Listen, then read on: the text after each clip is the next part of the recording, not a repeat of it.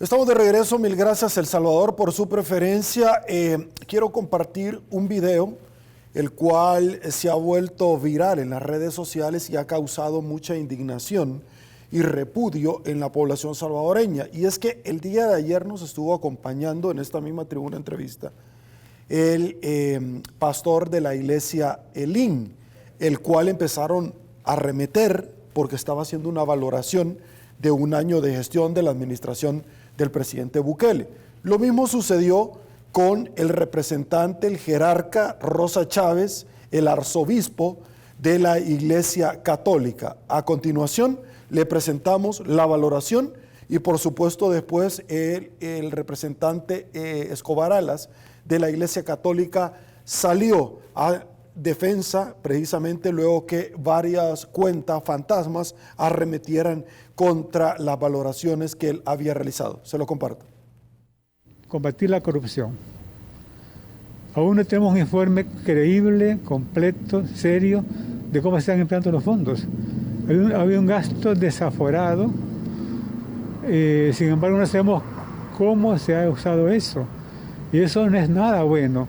El control del gobierno en ese campo tiene que ser muy crítico, muy minucioso, muy detallado, muy serio, porque son dinero del pueblo.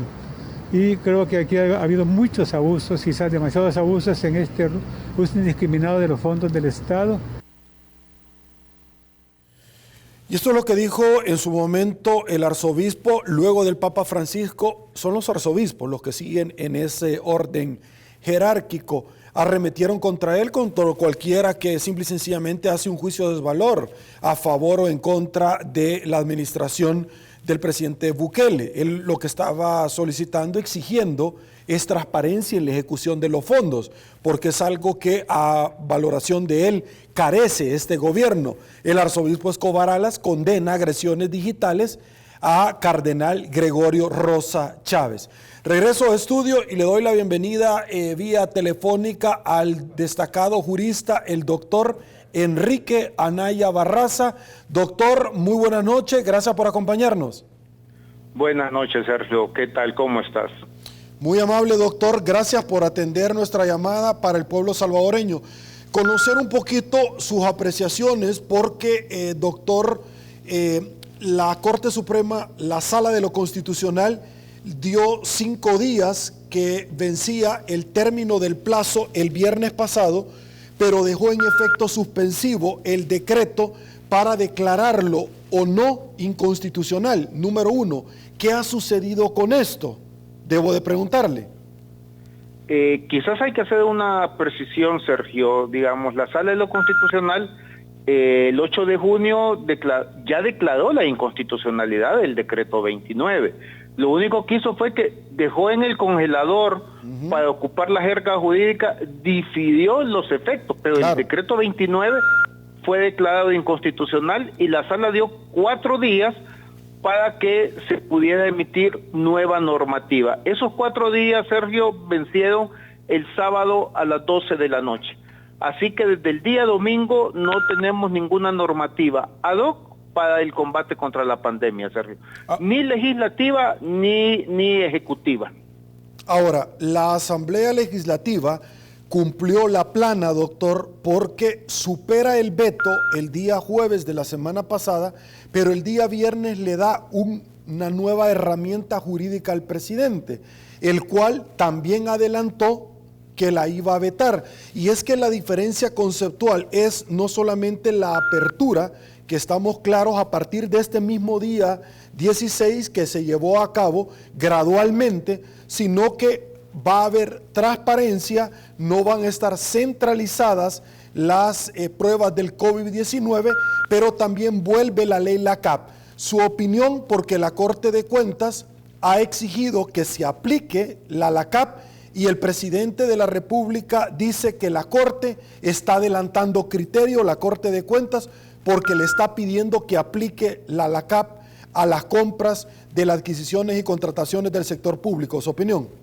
Sí, no, mira, definitivamente, digamos, la Asamblea Legislativa emitió el jueves en la noche el decreto 661 que establece también mecanismos de reapertura gradual de la economía, control de gasto público, el retorno de los varados. Pues ese fue el decreto que el sábado en la noche el presidente ya anunció que lo va a vetar, con lo cual, Sergio, insisto, ante el veto anunciado del presidente o a efectos prácticos, dado que el presidente no sancionó el día sábado, no sancionó el decreto 611, en estos momentos en el país no hay ninguna normativa, ni legislativa, ni ejecutiva que regule. Por supuesto, Sergio, esta ausencia de normativa no significa en ninguna forma un llamado a la irresponsabilidad.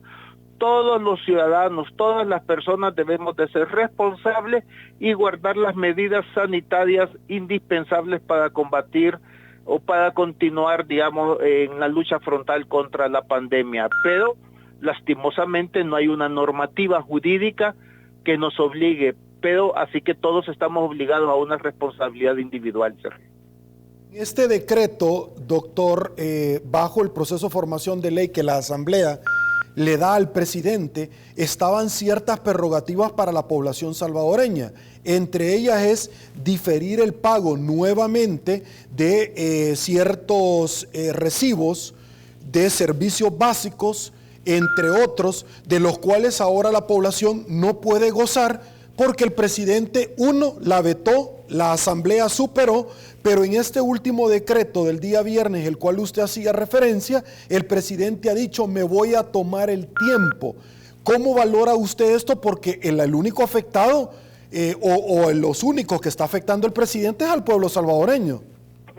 Sí, Sergio, pero digamos, es parte, digamos, de la política de confrontación que tiene el Ejecutivo, Sergio, y pues esa es la conducta del Ejecutivo, Sergio. O sea, y efectivamente el decreto 611 se envió a Casa Presidencial el viernes y el presidente tiene 8 días hábiles para vetarlo, Sergio. Es decir, tiene hasta 1 la semana pasada, 6, tiene hasta el martes de la próxima semana, Sergio. Así que no, vamos a continuar, Sergio, en el vacío normativo, digamos, o simplemente aplicándose las leyes propias de una normalidad, por así decirlo.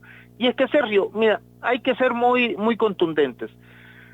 El día sábado, el día 14, domingo, se emitió el decreto ejecutivo 31 en el ramo de salud, que es este decreto que contiene todas esas fases. Ese decreto en realidad no tiene ningún valor jurídico, Sergio. Sin embargo, pues cada quien lo va a aceptar y se va a ajustar a ello, sobre todo porque hay una amenaza de lenguaje por parte del Ejecutivo. No hay amenazas de imposición de sanciones porque no hay ninguna base legal para imponer sanciones, ¿no? Pero, pues voy a decirlo, el temor reverencial de pelearse con el Ejecutivo y que te vayan a mandar los inspectores de trabajo, los soldados, los policías, pues va a hacer que muchas empresas decidan mejor no actuar y no abrir, ¿no? Ahí, en realidad, está haciendo una autorregulación, Sergio, porque, te insisto, la situación real es que en este momento no hay ninguna normativa ad hoc que regule el tema del combate contra la pandemia. Ahora, doctor, hablábamos con Marvin de Portillo hace unos minutos y él decía en su análisis el peor gobierno que hemos tenido, y lo planteaba él en el tema de destacar el crecimiento económico. Pero debo de preguntarle a usted con relación a este limbo jurídico que tenemos, porque en la resolución de la sala, en esta última, le advierten al presidente que ya cese la división y el odio, que está llamado a la unificación de un país.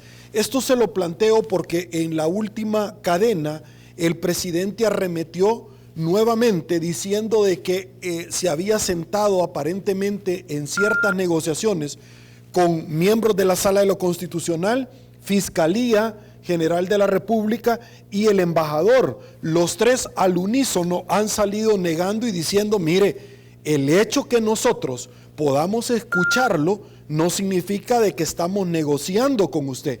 Es decir, muchos políticos advierten que el presidente se está quedando solo porque se pelea con todo mundo. ¿Cuál es su opinión sobre esto?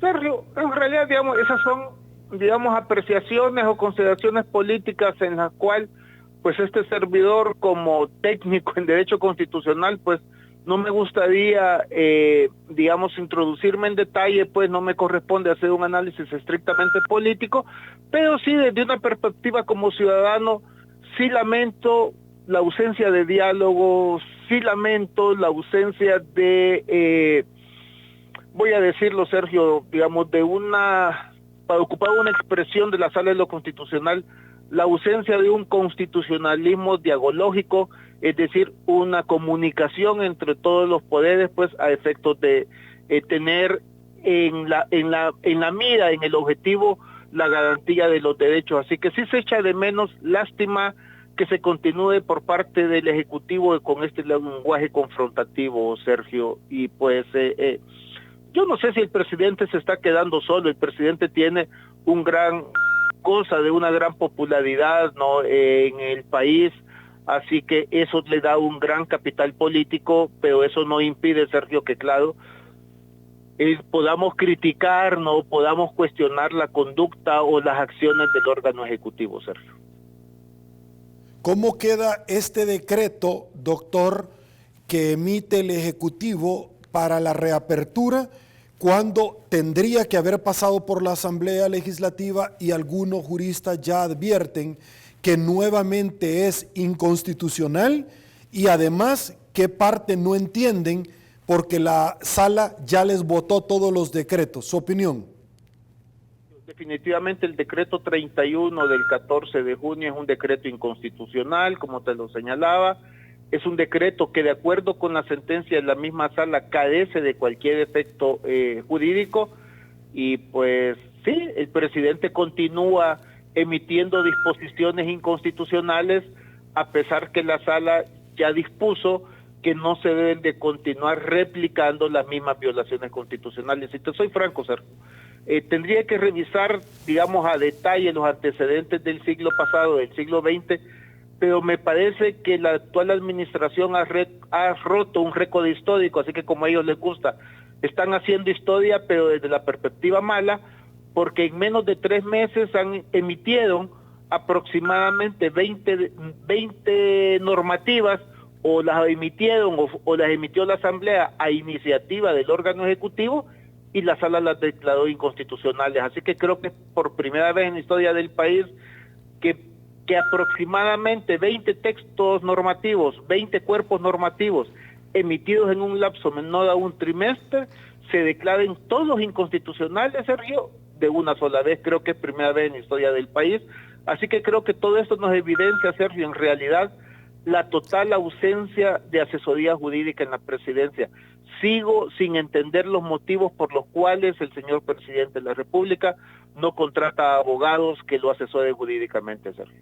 Doctor, para finalizar, el presidente ha estado llamando a diferentes factores reales de poder para reunirse, lo hizo con empresarios. En estos momentos lo hizo también con miembros de la sala para escucharlo, la misma sala lo ha dicho. El secretario jurídico Conan Castro ha salido al paso, ya vamos a compartir esta publicación donde dice, por haberse reunido, ellos están inhabilitados. ¿Esta es razón suficiente de fondo y de forma para poder, doctor, inhabilitar a una persona? Porque de aquí para adelante entonces ya nadie se va a querer reunir con el presidente para escucharlo, como lo hicieron los alcaldes, por ejemplo. Vamos a, digamos, para concluir, vamos a ver ese punto de la triste reunión que se hizo el 27 de abril, según ahora entendemos. Vamos a aclarar, Sergio, digamos, en principio es legítimo que cualquier persona se pueda reunir con el presidente de la República y que cualquiera pueda atender un llamado del presidente de la República. Eso es legítimo, pero ahora bien, eso no significa, Sergio, que esos diálogos que el presidente pueda tener con otras entidades deba significar obviar los canales institucionales. Es legítimo que el presidente se reúna con empresarios, es legítimo, Sergio. Es legítimo que el presidente que se reúna con alcaldes, es legítimo. Pero ahora bien, eso no implica que debe de desconocerse o obviarse el rol institucional que tiene la Asamblea Legislativa, por ejemplo. Por ejemplo, él puede llegar a acuerdos o charlar con los empresarios, pero quienes deben legislar no son, por supuesto, digamos, los destacados empresarios con los quienes se reunió, ni puede aplicarse los eventuales acuerdos a los cuales él llegue. Es en la Asamblea Legislativa donde se tomen los acuerdos. Y sobre las reuniones con algunas instituciones, Sergio, y aquí sí quiero ser muy claro, y yo sé que voy a decir algo que molesta dentro de la deforme cultura jurídica que tenemos en el país. En opinión de este servidor, la Sala de lo Constitucional jamás se debió de haber reunido con el presidente. Y te lo voy a decir por qué. Bien es cierto que la Constitución señala que debe existir una colaboración entre los órganos del Estado, pero esa colaboración debe de tratarse cuando se trata de una colaboración institucional, Sergio. Pero la reunión de la información que se ha hecho pública, la reunión del 27 de abril, donde de lo mismo que ha dicho el presidente y que ha aceptado la Sala de lo Constitucional, y que habían ahí otros invitados como el señor embajador de los Estados Unidos, el fiscal general de la República, el expresidente de ANEP, la Sala de lo Constitucional es un tribunal. Y un tribunal, Sergio, tiene absolutamente prohibido reunirse y charlar sobre el tema que tiene en debate. Y en esa reunión, sobre lo que se charló fue sobre una eventual ley de cuarentena, sobre las restricciones a los derechos constitucionales. Y eso, Sergio, es un tema que el 27 de abril ya tenía prácticamente más de un mes de estar bajo el conocimiento de la Sala. Así que la Sala jamás debió aceptar reunirse a puerta cerrada, sin agenda, sin saber quiénes más iban a estar, pero además de eso, atreverse la Sala a exponer postura sobre un tema que estaba en debate, Sergio. Por supuesto que yo estoy convencido que la Sala jamás, y ella lo ha dicho claramente, jamás conocieron de un texto legal, jamás se diseñó, jamás se aprobó, ni jamás se consensuó un texto legal, de eso estoy convencido. Pero un tribunal, Sergio, debe demostrar el máximo nivel de independencia e imparcialidad. Así que me parece, Sergio, que la conducta de la Sala ha sido reprochable. Por supuesto, Sergio, esto no significa una condena absoluta y que tengamos que inhabilitar, digamos, a los magistrados de la Sala. Pero ahora bien, Sergio, te quiero decir, pero la conducta de la presidencia y de sus asesores es todavía peor, Sergio. ¿Por qué? Porque el presidente no está molesto y no cuestiona la ética de que supuestamente él dice que llegó a un acuerdo con los magistrados, que llegó a un acuerdo con el tribunal, Sergio. Eso es totalmente antiético, pero el presidente tiene totalmente invertido la escala de valores porque no cuestiona la ética que llega a un acuerdo sobre un tema pendiente en un proceso. Cuestiona que los magistrados no tienen palabra, dice, y no le cumplieron con la palabra dada. Es que, francamente no hay duda que en casa presidencial, Sergio, rige el mundo de la oscuridad en relación a la ética, rige el mundo de los antivalores, Sergio. Es altamente preocupante. Muchísimas gracias, doctor Enrique Anaya Barraza, por sus valoraciones. Sergio, saludos a todos tus televidentes. Gracias, feliz noche. Igual. Señores, rápidamente vamos a presentarle otro tipo también de noticias de las cuales han estado viralizándose en diferentes rotativos con relación a la construcción del hospital CIFCO, pero también con relación a los contagios del asilo Sara Saldívar, y es que esto ha resultado indignante a la población salvadoreña porque todo lo que ha dependido, como lo dijeron los dos diputados del partido Arena esta mañana, del cuidado del gobierno, ha resultado simple y sencillamente contagiado del coronavirus. En este caso el asilo Sara Saldívar, pero también algunos centros penitenciarios que dependen del gobierno, pero también las primeras líneas como lo son precisamente la Fuerza Armada y la Policía Nacional Civil. Voy a una pausa publicitaria, quédese con nosotros, venimos con más.